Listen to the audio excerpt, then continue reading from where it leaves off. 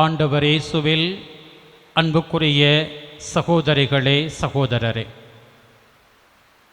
கோடி அற்புதர் புனித பதுவை அந்தோணியாரின் பக்தர்களாக அவருக்கு நமது சிறப்பு வணக்கத்தை ஒப்புக்கொடுக்கக்கூடிய இந்த அக்டோபர் மாதத்தின் முதல் செவ்வாய்க்கிழமையில் புனிதர் வழியாக பெற்றுக்கொண்ட நன்மைகளுக்கு நன்றி கூறவும், அவருடைய பரிந்துரையால் கடவுளின் ஆசீரை பெறவும் கூடி வந்திருக்கிறோம். புனித அந்தோணியார் மிகவும் அதிகமாக தன் வாழ்க்கையில் நேசித்த புனித கன்னி மரியாளை இன்றைக்கு ஜெபமாலை அன்னையாகவும் நாம் கொண்டாடி மகிழ்கின்றோம். இந்த மாதம் முழுவதுமே ஜெபமாலை பக்தி முயற்சிக்கென்று சிறப்பாக ஒப்புக்கொடுக்கப்பட்ட ஒரு மாதமாக, ஜெபமாலை அன்னைக்குரிய ஒரு மாதமாகவே திரு அவை இந்த மாதத்தை நமக்கு கொடுத்திருக்கிறது. அன்புக்குரியவர்களே, இந்த ஒரு நாளில் இந்த ஜெபமாலையை குறித்து திருத்தூதர் பவுல் நேரடியாக அல்ல, மறைமுகமாக சொல்லக்கூடிய வார்த்தைகளை சொல்லி இந்த இறை வார்த்தை பகிர்வை முன்னெடுக்க விரும்புகிறேன். கொரிந்தியருக்கு எழுதிய 2ஆம் திருமுகம் 10ஆம் அதிகாரம் 4வது வசனத்தில் திருத்தூதர் பவுல் தங்களுடைய போராட்டத்தில் எது துணையாக நிற்கும், கிறிஸ்துவை பின்பற்றுகிறவர்கள் எதிர்கொள்ளுகிற போராட்டத்தில் எது தேவை என்பதை குறித்து சொல்லுகிற போது இப்படியாக சொல்லுகிறார்: எங்கள் போராட்டத்தில் நாங்கள் பயன்படுத்தும் கருவிகள் உலகு சார்ந்தவை அல்ல, மாறாக அவை கடவுளின் வல்லமையால் அரண்களை தகர்த்தெறியக்கூடியவை என்று தன்னுடைய அனுபவத்தை பவுலடியார் அங்கே பதிவு செய்கிறார். இது ஜெபமாலையை குறித்து நேரடியாக சொல்லப்பட்ட ஒன்று அல்ல. ஆனால் பவுலடியார் சொல்லக்கூடிய இந்த வார்த்தைக்கு ஒத்ததாக திரு அவையின், கத்தோலிக்க திரு அவையின் தனிப்பெரும் ஒரு அடையாளமாக திருச்செபமாலை விளங்குகிறது என்றால் அதற்கு மறுப்பு இருக்கவே முடியாது. அன்புக்குரியவர்களே, இந்த திருச்செபமாலை பக்தி முயற்சியை மக்களிடம் கொண்டு சேர்த்த இரு பெரும் புனிதர்கள், ஒருவர் புனித டோமினிக், தமிழில் சுவாமிநாதர் என்று அவரை அழைக்கின்றோம். இன்னொருவர் திருச்செபமாலையின் திருத்தூதர் என்று அழைக்கப்படுகிற முத்திபேறு பெற்ற ஆலன். இருவரும் ஜெபமாலை பக்தி முயற்சியை மக்கள் மத்தியில், கத்தோலிக்க கிறிஸ்தவர்கள் மத்தியில் பரவலாக்கம் செய்த பேருக்கு உரியவர்கள். கொஞ்சம் வரலாறு, கொஞ்சம் திருச்செபமாலையின் பேறுகள் என்பதாக இந்த மறையுரை பகிர்வை எதிர்கொள்ள உங்களை அன்போடு அழைக்கிறேன். இதனுடைய வரலாற்றை பார்க்கிற போது கிபி 13ஆம் நூற்றாண்டில் ஆல்பிஜென்சி என்கிற ஒரு தப்பறை கொள்கை, இருளுக்கு ஒரு கடவுள், வெளிச்சத்திற்கு ஒரு கடவுள் என்று இரண்டையும் படைத்திருக்கிற ஒரே கடவுளுக்கு எதிராக பல்வேறு வகையான தப்பறை சிந்தனைகளை மக்கள் மத்தியிலே பரவலாக்கம் செய்து நம்பிக்கையில், விசுவாசத்தில் தளர்ச்சியுற்ற மனிதர்களினுடைய எண்ணிக்கை பெருகி கொண்டிருந்த ஒரு காலகட்டத்தில் புனித டோமினிக் மரியாவை நோக்கி வேண்டுகிறார்.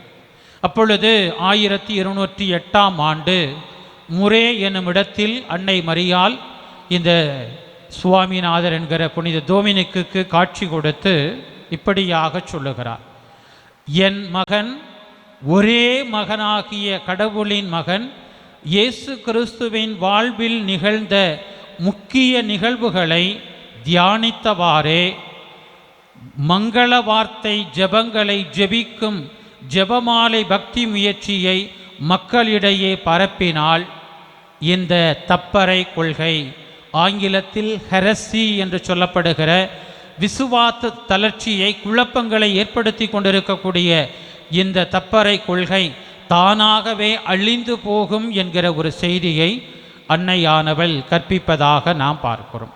அப்போ அப்படின்னா 13ஆம் நூற்றாண்டுக்கு பிறகு தான் ஜெபமாலையே திருச்சபையில் அறிமுகமாச்சா?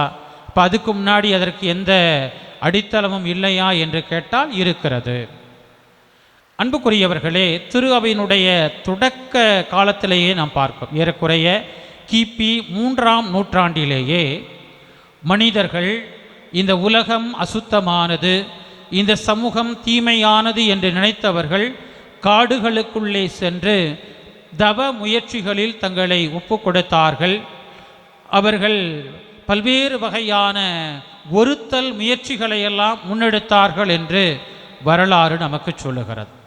அப்படி சென்றவர்கள் இறைவனை நோக்கி ஜெபிப்பதில் எது தங்களுக்கு உதவியாக இருக்கும் என்கிற திருவிவிலிய தேடலுக்குள் போன போது அவர்கள் ஒன்றை கண்டுபிடித்தார்கள். இந்த திருப்பாடல்கள் 150ஐயும் மனனம் செய்து அல்லது அதை பார்த்து வாசித்து தொடர்ந்து அதை ஜெபிக்கக்கூடிய ஒரு பக்தி முயற்சிக்குள்ளே இப்படி குழுக்களாக அல்லது தனிநபர்களாக காடுகளுக்குள்ளே சென்றவர்கள் பயிற்சி பெற இந்த பக்தி முயற்சியை அவர்கள் செய்ய தொடங்குகிறார்கள். படித்தவங்க வாசிச்சிருவாங்க அல்லது மனப்பாடம் பண்ணி சொல்லிட முடியும். இப்போ படிக்காதவர்கள், மனனம் செய்ய தெரியாதவர்கள், சாதாரண நம்பிக்கையாளர்கள் என்ன பண்ண முடியும் அப்படிங்கிற ஒரு தேடல் வருகிற போது அப்போ தான் இந்த 150 திருப்பாடல்களுக்கு இணையாக இயேசு கற்பித்த அந்த ஜெபத்தை, கர்த்தர் கற்பித்த ஜெபம் என்று நாம் சொல்லக்கூடிய அந்த ஜெபத்தை 150 முறை சொல்லி ஜெபித்தால் இந்த 150 திருப்பாடல்களுக்கு இணையான ஒரு பக்தி முயற்சி அப்படிங்கிற ஒரு புரிதல் வருகிறது. அப்புறம் சில நாட்கள் கழித்து இந்த மங்கள வார்த்தை ஜெபத்தையும் 150 முறை ஜெபித்தால் இந்த திருப்பாடல்கள் 150ஐயும் மனனம் செய்து அல்லது வாசித்து ஜெபிக்கக்கூடிய ஒரு செயலுக்கு இணையானது இதுவும் தான் அப்படிங்கிற ஒரு புரிதல் கொஞ்சம் கொஞ்சமாக வளர்ச்சி பெறுகிறது.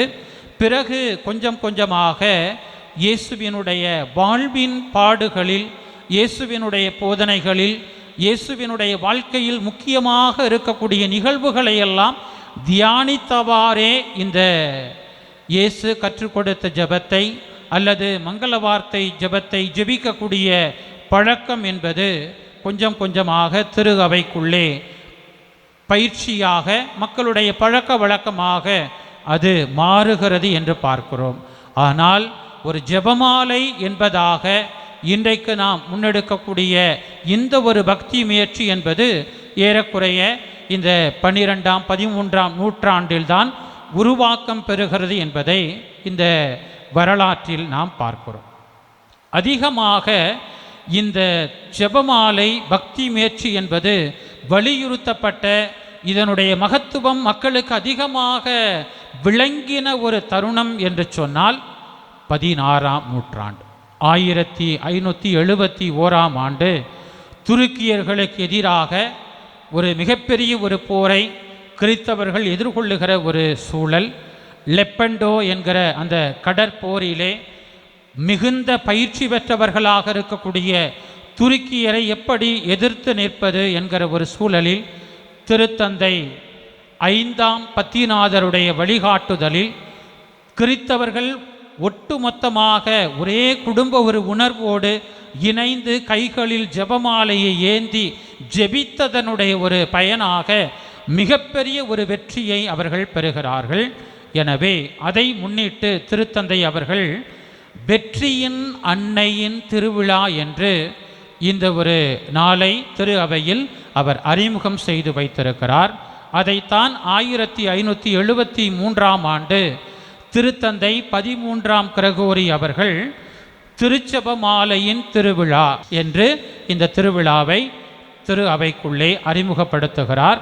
அந்த நாள் என்பது 1716ஆம் ஆண்டு திருத்தந்தை 12ஆம் கிளமெண்ட் அவர்கள் அக்டோபர் மாதத்தின் முதல் ஞாயிற்றுக்கிழமையில் இந்த திருவிழா கொண்டாடப்படணும் அப்படிங்கிற ஒரு நாளை அவர்கள் குறிப்பிடுகிறார்கள். இன்னும் அதனுடைய வளர்ச்சியை நாம் பின்னோக்கி வந்து பார்க்கிற போது 1913ஆம் ஆண்டு போர்ச்சுகல் நாட்டில் பாத்திமா நகரிலே ஒன்றுக்கும் மேற்பட்ட முறைகள் அன்னை காட்சி கொடுக்கிறார் என்று பார்க்கிறோம். அப்படி காட்சி கொடுக்கக்கூடிய அன்னை தன்னை ஜெபமாலை அன்னையாகவே அவர் அங்கே அறிமுகம் செய்வதையும் பார்க்கிறோம். உலக மக்கள் மனமாற்றத்திற்காக ஜெபிக்க வேண்டும், ஜெபமாலையை ஏந்தி கடவுளை நோக்கி மனமாற்றத்திற்காக அவர்கள் ஜெபிக்க வேண்டும் என்கிற அழைப்பை அன்னை கொடுப்பதை நாம் பார்க்கிறோம். இந்த ஒரு பின்புலங்களின் அடிப்படையில் தான் 1913ஆம் ஆண்டு திருத்தந்தை 10ஆம் பத்திநாதர் அக்டோபர் மாதம் 7ஆம் தேதி இந்த ஜெபமாலை திருவிழாவை நாம் கொண்டாட வேண்டும் என்று பணிக்கிறார். ஜெபமாலை திருவிழாவாக இருந்த இந்த ஒரு கொண்டாட்டம் 1969ஆம் ஆண்டு திருத்தந்தை 6ஆம் பவுல் அவருடைய காலத்தில் தான் ஜெபமாலை அன்னை திருவிழா என்று இந்த திருவிழா பெயர் மாற்றம் பெறுகிறது என்று பார்க்கிறோம்.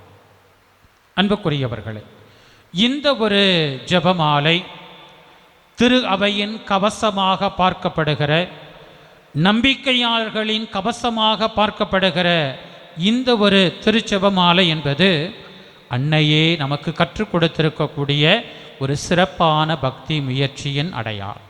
திருத்தந்தை புனிதராக உயர்த்த பெற்றிருக்கிற 2ஆம் ஜான் பால் அவருடைய ஆட்சி காலத்திலே இன்னும் ஒரு 5 இயேசுவினுடைய வாழ்வினுடைய மறை உண்மைகளை நமக்கு சொல்லி ஒளியின் மறை உண்மைகள் என்கிற ஒன்றையும் கொடுத்து 153 மணி ஜெபமாலை என்கிற இதை 203 ஜெபமாலை என்பதாக அது பரிணாம வளர்ச்சி அடைந்திருக்கிறது என்பதையும் நாம் அறிந்திருக்கிறோம். அன்புக்குரியவர்களே, இந்த ஜெபமாலை ஜெபிப்பது என்பது எதற்காக? இதை ஜெபிப்பதால் என்ன நமக்கு கிடைக்கிறது? இதை ஜெபிப்பதால் எத்தகைய ஆசீர்வாதங்கள் நமக்கு கிடைக்கிறது என்பதை குறித்து ஜெபமாலையின் திருத்தூதர் என்று சொல்லப்படுகிற புனித ஆலன் தனக்கு கிடைக்கப்பெற்ற காட்சியிலிருந்து 15 பேறுகளை அவர் முன்வைக்கிறார். ரொம்ப சுருக்கமாகவே உங்கள் முன்பாக அதை நான் பதிவு செய்கிறேன். இந்த 15 பேறுகள் என்பவை: 1, மக்கள் ஜெபமாலையை ஜெபிப்பதன் வழியாக இயேசுவின் சகோதர சகோதரிகளாக உருவாக்கம் பெறுகிறார்கள். 2, ஜெபமாலையை ஜெபிக்கிறவர்களுக்கு கேட்பதெல்லாம் பெற்றுக்கொள்ளக்கூடிய ஒரு ஆசீர்வாதம் அமைகிறது. 3, உத்தரிக்க நிலையிலே மரிக்கக்கூடியவர்கள் வேதனையினின்று மீட்பு பெறுகிறார்கள் என்பது 3வது பேறு. வாழ்வின் போதும் இறக்கின்ற வேளையிலும் இறைவனின் வெளிச்சம், கடவுளினுடைய திருவருள் இந்த ஜெபமாலை ஜெபிப்போரை சூழ்ந்து நிற்கிறது என்பது 4வது பேறு. 5வதான பேறு என்பது ஜெபமாலையை ஜெபிக்கக்கூடிய பிள்ளைகள் அகால மரணத்திற்கு ஒருபோதும் ஆளாக மாட்டார்கள். 6வது பேறு உலக பற்றிலிருந்து ஜெபமாலையை ஜெபிக்கிறவர்களினுடைய ஆன்மாக்கள் விடுதலை பெறுகிறது. 7வது பேறு என்பது இந்த ஜெபமாலை ஜெபித்தல் என்பது சிறப்பான ஒரு பாதுகாப்பை, அருள் வரங்களை பெற்றுக்கொள்ள துணை செய்கிறது. அதே போல 8வது பேறு நரகத்திற்கு எதிரான கவசமாக இந்த ஜெபமாலை விளங்குகிறது. 9வது பேராக திரு அவையின் அருளடையாளங்களை பெறாமல் இந்த ஜெபமாலை ஜெபிக்கக்கூடியவர்கள் இறக்க மாட்டார்கள் என்கிற ஒரு பேற்றினை கொடுத்திருக்கிறது. 10வது பேரு இந்த ஜெபமாலை பக்தியை முயற்சியை மற்றவர்களுக்கு பரப்புவோர் தங்களுடைய தேவைகளில் கடவுளின் சிறப்பு கருணையை உதவியை பெற்றுக்கொள்வார்கள். இந்த ஜெபமாலை பக்தி முயற்சியை பரப்புவோருக்கு விண்ணுலகின் நீதிமன்றம் பரிந்து பேசும் என்று 11வது பேரு சுட்டி காட்டுகிறது. 12வது பேரு விடாமல் இந்த ஜெபமாலையை ஜெபிப்பவர்கள் விசேஷ வரங்களை பெற்றுக்கொள்வார்கள். 13வது பேரு இந்த ஜெபமாலை வழியாக யாரெல்லாம் கடவுளிடம் தங்களை ஒப்படைத்திருக்கிறார்களோ அவர்கள் அழிவுற மாட்டார்கள் என்கிற ஆசீர்வாதம் கிடைக்கிறது. 14வதான ஒரு பேறு என்பது விண்ணுலகில் மிகுந்த மகிமையை இந்த ஜெபமாலை ஜெபிக்கக்கூடிய பிள்ளைகள் பெற்றுக்கொள்வார்கள் என்கிற உத்தரவாதம் கொடுக்கப்படுகிறது. நிறைவாக 15வது பேராக இந்த ஜெபமாலை பக்தி என்பது விண்ணகம் செல்வதற்கு, மோட்சம் சேருவதற்கு உறுதியான ஒரு அடையாளமாக, கன்ஃபார்மாக நீங்கள் ஜெபமாலை ஜெபிக்கிறீங்களா மோட்சத்தில் இருப்பீங்க அப்படிங்கிற ஒரு பேச்சினையும் இந்த பேறு பெற்ற ஆலன் வழியாக ஜெபமாலை அன்னை இத்தனை பேறுகளையும் கொடுத்திருப்பதை நாம் பார்க்கிறோம். அன்புக்குரியவர்களே, 2ஆம் உலகப் போரினுடைய முடிவில் ஜப்பான் நாட்டின் ஹிரோஷிமா என்கிற நகர் மீது அமெரிக்கா த லிட்டில் பாய் என்கிற ஒரு அணுகுண்டை வீசியது. வரலாற்றில் வாசிச்சிருக்கோம். இந்த அணுகுண்டு வீசப்பட்டதில் ஏறக்குறைய 1,00,000 மனிதர்கள் ஜப்பான் தேசத்தில் இறந்து போனார்கள். அந்த அணுகுண்டு வீச்சினுடைய பாதிப்பு பல ஆண்டுகளுக்கு தொடர்ந்தது. குழந்தைகள் ஊனமாக பிறந்தார்கள் என்பதையெல்லாம் வரலாறு நமக்கு சொல்லுகிறது. ஆனால் இந்த குண்டு வீசப்பட்ட நகரத்திலிருந்து ஜஸ்ட் 1 கிலோமீட்டர் அங்கே தூய விண்ணேற்பு அன்னை ஆலயம், அதன் அருகிலேயே சேசு சபை தந்தையர்களினுடைய இல்லம். குண்டு வீசப்பட்ட 1 கிலோமீட்டர் தொலைவில் இருக்கக்கூடிய இந்த ஆலயத்திற்கு சிறிய ஒரு சேதாரம் கூட இல்லை. அந்த ஆலயத்தை ஒட்டி தங்களுடைய வாழ்க்கையை, ஜெப வாழ்க்கையை அமைத்திருந்த அந்த சேசு சபை குழுமத்தில் இருந்த தந்தையர்களுக்கும் எந்த ஒரு பாதிப்பும் இல்லை. அவர்கள் சொன்ன பதில் என்ன தெரியுமா? பாத்திமாவிலே காட்சி கொடுத்து ஜெபியுங்கள், ஜெபமாலை ஏந்தி வேண்டுங்கள் என்று சொன்ன அன்னையின் வழியை நாங்கள் பின்பற்றினோம். நான் ஒரே ஒரு புதுமையைத்தான் உங்களோடு பகிர்ந்து கொள்கிறேன். இந்த ஜெபமாலை ஜெபித்ததன் வழியாக எத்தனையோ புதுமைகள் திரு அவையிலே இடம் பெற்றிருக்கிறது.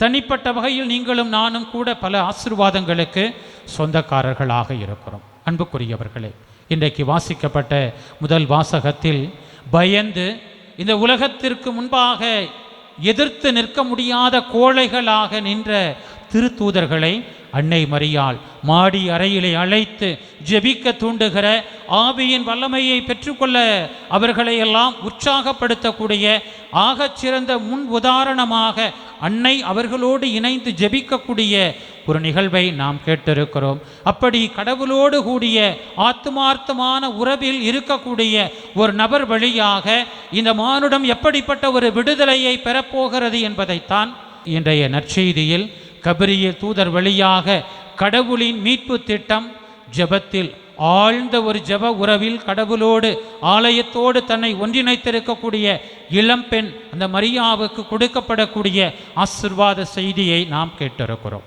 பிரியமான பிள்ளைகளே, நாமும் கூட இந்த ஒரு ஜெபமாலையை பாவத்திற்கு எதிராக, தீமைக்கு எதிராக நம்மை நிலைநிறுத்தக்கூடிய, நம்மை துணிச்சலோடு எதிர்கொள்ள ஆற்றலை தரக்கூடிய கவசமாக இருக்கக்கூடிய இந்த ஒரு ஜெபமாலையை உள்ளார்ந்த ஒரு உணர்வோடு தனி நபராக, குடும்பமாக ஜெபிக்கிற போது நிச்சயமாக நாமும் பல்வேறு தீமைகளிலிருந்து நாம் பாதுகாக்க பெறுவோம். இந்த அன்னைக்குள்ளே ஊற்றெடுத்த இந்த கடவுளின் தாழ்ச்சியால் நாம் நிரப்பப்படுவோம். நம்மை கொண்டு நம் குடும்பத்தில், நம் சமூகத்தில் நிறைவேற வேண்டிய கடவுளின் விருப்பத்தை, கடவுளின் திருவுளத்தை, கடவுளின் மீட்பின் திட்டத்தை அறிந்து கொள்ளக்கூடிய ஆசீர்வாதம் நமக்கு கிடைக்கும் என்பது இந்த திருச்செபமாலை அன்னையின் திருவிழா நமக்கு உணர்த்தக்கூடிய செய்தியாக இருக்கிறது. எனவே அன்புக்குரியவர்களே, முன்னுரையில் நான் குறிப்பிட்டதைப் போல இது வெறும் ஒரு ஆபரணம் மட்டுமல்ல, கழுத்தில், கையில், விரலில் அணிந்து கொள்ளுகிற மோதிரமாக, ஜெபமாலையாக, கயிறுகளாக, வெறும் ஒரு அடையாளம் மட்டுமாக, ஒரு ஆபரணமாக மட்டுமாக, அணிகலனாக மட்டுமல்லாக இல்லாமல் இது உண்மையிலேயே ஆழமான விசுவாச உணர்வை எனக்குள்ளே வளர்த்தெடுக்கக்கூடிய, நான் சார்ந்திருக்கக்கூடிய இந்த கத்தோலிக்க திரு அவையினுடைய கவசமாக இருக்கக்கூடிய உயிரோட்டம் நிறைந்த இந்த ஒரு ஆசீர்வாத அடையாளத்தை, திருச்செபமாலையை பொருளுணர்ந்து ஜெபிப்பேன், பொருளுணர்ந்து ஜெபிப்போம் என்கிற உணர்வோடு இந்த நாளிலே ஆண்டவருக்கு நாம் வாக்கு கொடுப்போம். ஜெபமாலை ஜெபிப்பதற்கு அதிகபட்சம் 20லேருந்து 25 நிமிஷம், அவ்வளோதான். எனவே பொருள் உணர்ந்து ஜெபிக்கிற போது நம்முடைய கவன சிதைவுகள் எல்லாம் மாறும். ஏன்னா இன்றைக்கி பல காரியங்களில் கான்சன்ட்ரேட் பண்ண முடியாமல் தவிக்கிறோம் நம்ம. நீங்கள் ஒரு ஜெபமாலையை ஒப்பு கொடுத்து பாருங்கள். நீங்கள் எதை செய்ய வேண்டுமோ, எதை படிக்க வேண்டுமோ, எதை நோக்கி நீங்கள் பயணிக்க வேண்டுமோ அத்தனை தெளிவுகளையும் பெறுவதற்கு அந்த 20-25 நிமிட ஒன்றிணைப்பு, கடவுளோடு நீங்கள் இணைந்து நிற்கக்கூடிய, அன்னை மரியாளோடு கரம் கோர்க்கக்கூடிய அந்த ஆசீர்வாதமான ஒரு காரியம் உங்களுக்கு துணையாக இருக்கும். துணை நிற்கக்கூடிய அந்த ஒரு சிறப்பான ஒரு நிகழ்வுக்கு நம்மையே நாம் ஆர்வத்தோடு ஒப்பு கொடுக்கக்கூடிய பிள்ளைகளாக அன்னையின் பரிந்துரையில், அன்னையிடம் தனி அன்பு கொண்டிருந்த புனித அந்தோணியாரின் பரிந்துரையில் நம்மையும் நம் குடும்பங்களையும் ஒப்பு கொடுத்து வேண்டுவோம். ஆமென்.